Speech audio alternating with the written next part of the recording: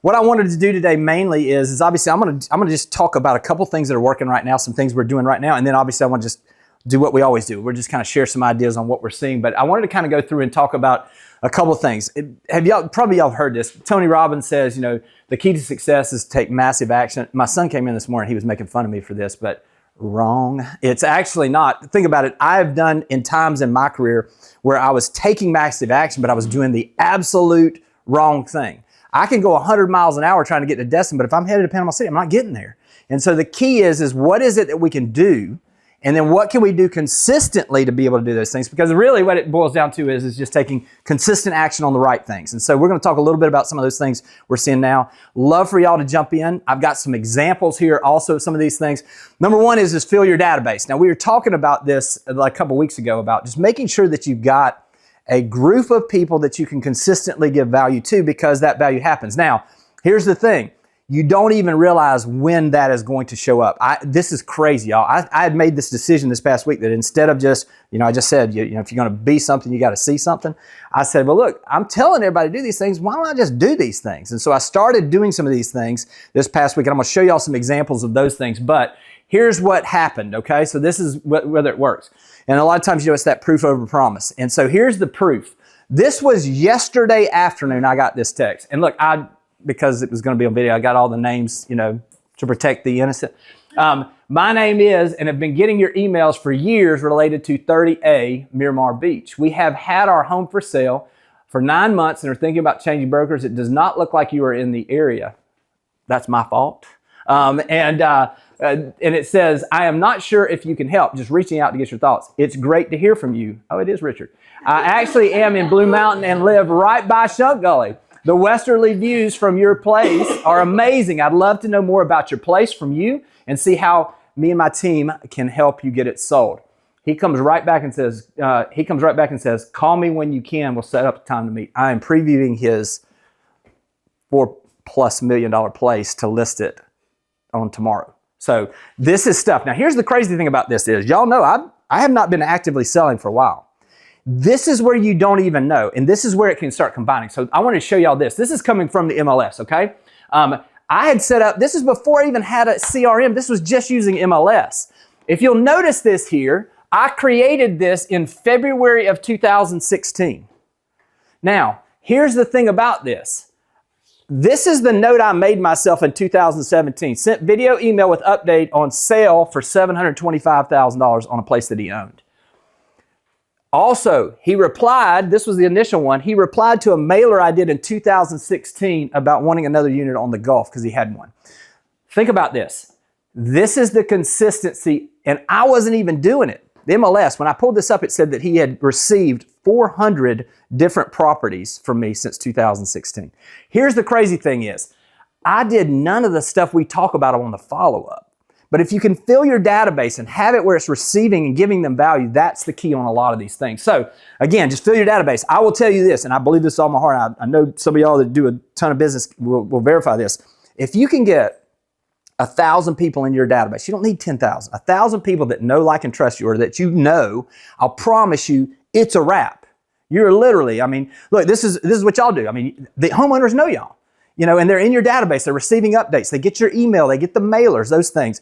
Jenny's got her group. It's literally like if you can just get to a place where you've got a consistent flow of outbound information to some of those leads in your database, everything else will take care of itself. So this is one of those. Y'all, I had no idea when I sent that mailer back in 2016. Here we are 9 years later without any follow-up. I didn't know the number when he texted me. I was like, who is, And so literally now I'm going to have a well over $4 million, almost $6 million listing coming up. Other thing is communicate consistently with that database. We've talked about this, is setting up where they are receiving that. It was like set it and forget it. Obviously I'd forgotten that. But the MLS was still doing that. So it was taking care of doing all those things. I would suggest doing the send a deal of the week. We talk about this all the time, when we talk about this, but some people take action, and some people don't. This is one of those where Joey's been doing this. How long have you been doing it now? 4 or 5 weeks, something like that? Consistently since January. Okay, so this was yesterday. Joey sends me this text yesterday. So if you aren't familiar with what this is, Sharon has this, and he has the Google, you can just Google Deal of the Week, Sharon Srivatsa. He's got a video on it. He's got some templates. All those things were there.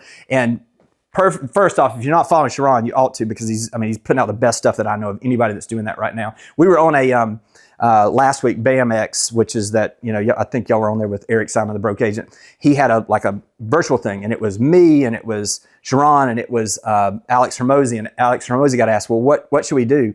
And what should real estate agents do? And he said, just listen to whatever Sharon says. Well, Sharon says do this, and that's why I'm telling you, it is absolutely the best thing to do. So here's what the keys are to the success on this, okay? Number one it's just the headline and the subject line is going to be pretty simple. Your area deal of the week, and I'm going to show you an example of this in just a second. Second one is do not include the address or photos. You want to give them enough information to pique their interest, but that they will reach out. And then lastly, a simple call to action. So this is again, does it work? Well, this was yesterday. You sent me this email.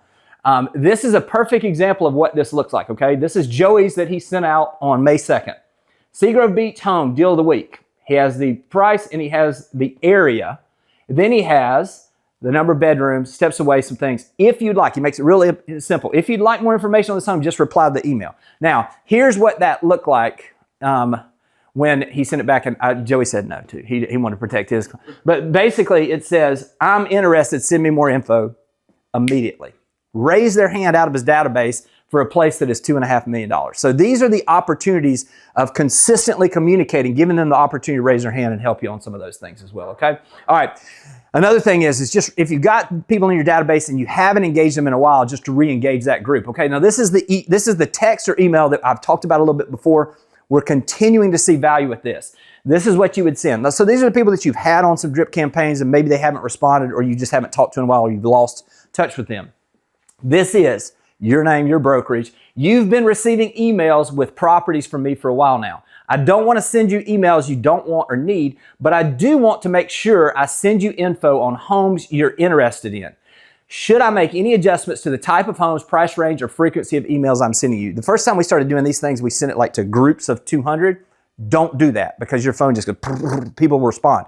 Some of them are going to say, hey, look, take me off the list. That's fine. We're clearing up the list. But also what it's going to do is it's going to get you the opportunity for people to say, yeah, actually, this is what I need, which then leads to another conversation. Okay, well, has anything changed on your timeline or anything along those lines? This is a great way to re-engage, okay? Also, make a good first impression when you're sending your first email to buyers. I'm going to show you all some of these after we get done.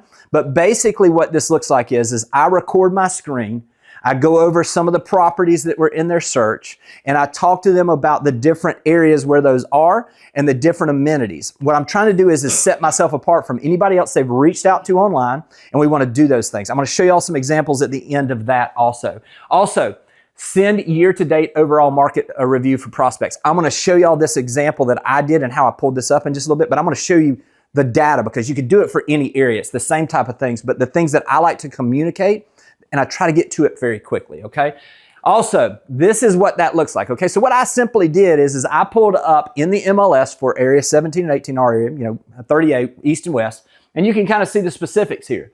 Sold in our area, single family houses between the first of the year and the end of April, okay? I did it for 2024, and then I also did it for 2025.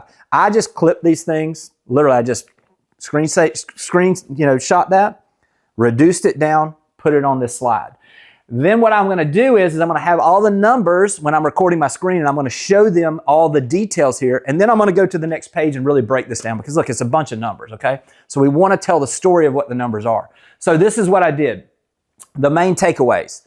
I basically said there are a number of transactions are up 13 for this period versus last year, 290. So we're actually up 4.7% in single family houses, y'all. That's pretty healthy. And to be perfectly frank, it's been a couple years since we've been up year over year for a 3 or 4 month period along our area. So that's pretty positive. So I'm communicating that to the folks. I'm letting them know, hey, listen, our market's pretty steady. We're actually seeing an uptick in our number of transactions, which is the first time we've had that in 3 years. We're going to continue to watch that, but this is what we're seeing. Then I'm going to go into the average price. Now, this sounds big because our average price is so big. You know what I mean? $82,000, our average price is up, and our average price along 38, y'all, this is ridiculous, $2,411,000. But here's the key. It doesn't matter where you are. What's the percentage? It's up 3.6%. Now, I will add some color to this typically, and I will say, hey, listen, part of the reason is the A properties are still selling. It's the B and C's that are sitting on the market a little longer. So A properties are still demanding a premium, and I'll use an example like the one we had over on the West End. Was that you that I was talking to about that one that was on the West End? It was $1,350,000 or something, 5 bedrooms, pool, all that, and it was gone. 5 offers, in the first week. There are still buyers out there. But the key is to understand what we're really seeing. Now, I then go into the average price per square foot because that is literally a little better understanding of what it is. Because we can have skewed up with a couple of really high sales. This gives us an idea. Is basically the square foot price is off $1.44. Our average price per square foot is $789.35. Y'all know people are probably watching this video somewhere else and being like, what in the world kind of market are they in? But this is the market we get to live in. The key on this, no matter where the market is, if we're talking about Freeport, what is the average price per square foot at? It's flat, it's down. Whatever it is, you can tell the story of what's happening. The flat is actually healthy because what we've seen the last 2 years when I've done these reports is it's been pulled back. So now what we're seeing, hopefully, and the story that I'm telling is we're going to watch for confirmation, but what we're seeing right now is we are seeing at least a flattening, which we're going to wait to see it confirmed that maybe we are potentially bottoming out on our average price per square foot. Again, I'm comparing first 4 months of the year to the last 4 months, or the first 4 months of last year, okay? So I'm beginning to tell these stories. Also, the list to sale price stayed steady at 96%. The way I teach that is, or I talk about that to them, is I say, hey, look, what's great about this is that tells you that sellers are negotiating now. And the problem is that people 2 years ago that were praying that they would have the ability to negotiate more, now they're complaining because they get to negotiate more. It's crazy. But here's what's happening is you're seeing right there is pretty normal. That's a pretty normalized market where you've got about 4% of negotiation in the average sales price. So again, we're seeing some normalization of our local market. And then I go into the cumulative days on market. Now this is something we're really watching because the cumulative days on market has moved up to 151 from 119, 32.8%. Now, here's the thing. With having an average days on the market of 151, that's pretty standard, especially for these price points. But when we see this come up this much over this time, it is something to keep an eye on. And if you're a buyer, what it tells you is it gives you an opportunity to understand that you can negotiate more.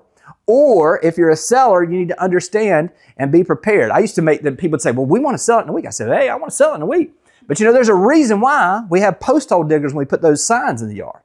Because it's going to be there for a little while typically. You know what I mean? That's the market. This has not been normal the last few years. But what we're doing here is we're communicating to the sellers up front to understand that, look, this is the market. And if we want to outperform 151 days that we're seeing now, we're going to have to price it correctly, we're going to have to position it correctly, and we're going to have to market this in a way that grabs the attention of people and they perceive value at an early age.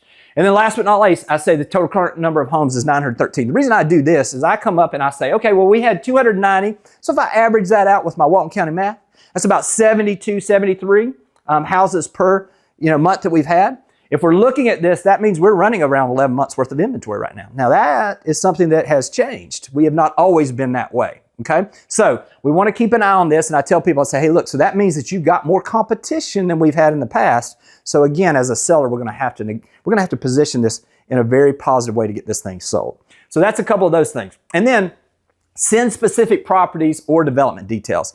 I went in and broke down watercolor for an example. I'm going to show y'all all of that. But I basically talked about the overall market to someone who was looking for a legacy type home. And then I said, now let's get specific on the neighborhood. So I'm giving them macro and micro understanding of what's going on. I did the exact same thing that I did back here. So literally, like when I'm looking at this is the same thing. These are just the numbers. I'm just breaking those down for watercolor, okay? It's the same type of process. So let me move on back through this. Also, send year-to-date overall market overview plus neighborhood overviews to specific home buyers and sellers and homeowners. That was what I was talking about, is just getting very specific on the neighborhoods. What are we seeing in there so that they understand what's happening? This leads into, obviously, this is kind of what I did when I was looking at watercolor. Okay, so when I look at this, now these are dramatic. And what I do when I tell these stories is I basically come in and I talk about the fact that these are the main takeaways. Number of transactions up 20%. I'm telling them though, this is a small data set. Okay, so we're communicating that it is a small data set. Then I'm talking about the average sales price is up. But when again, I'm going back and saying is you got a few sales that really have skewed this number up, because when we're looking at the number of those 4 different sales, we had $30 million worth of extra sales volume versus the previous year with only 4 extra sales. So when you start factoring that in, we've got some high sales. That's not as good for us to be able to understand. Also understand these premium properties, we did see a 12% increase in the average price per square foot. Now, as I'm communicating this, I'm telling them, hey, every house is different in watercolor. Every house is custom built. So every one of them has features that we need to factor in on the valuation there. And then I'm going to go in and I'm going to talk about the list to sale price dropped. It was 96%, it's 94%. Again, that is a factor literally of having a lower data set and understanding that some of those houses were sitting a little longer in watercolor, and now we're seeing those sellers negotiating a little more. Also, the cumulative days on market, again, pretty much in line with the market, have gone up to 184 versus 144. And then I tell them there's 47 homes that are currently for sale and 3 pending, just to get them an idea of what the overall market is. So this is the breakdown, okay? Send your unsolicited video CMAs. Again, I started doing this again, and man, I'm getting great results from this. People love these things. Homeowners want to know what their valuation is. And so by giving that in that unique way, and if y'all, y'all have heard me say this all the time, I say it all the time, but if you'll just do these on a consistent basis, you will absolutely get opportunities with listings. Now, this was a couple things. I always want to give y'all some stuff too. This was this past week on Saturday.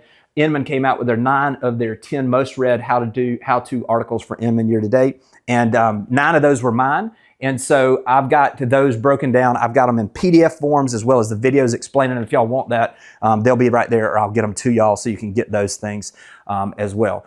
What I want to do as I wrap up this really is to kind of just say this.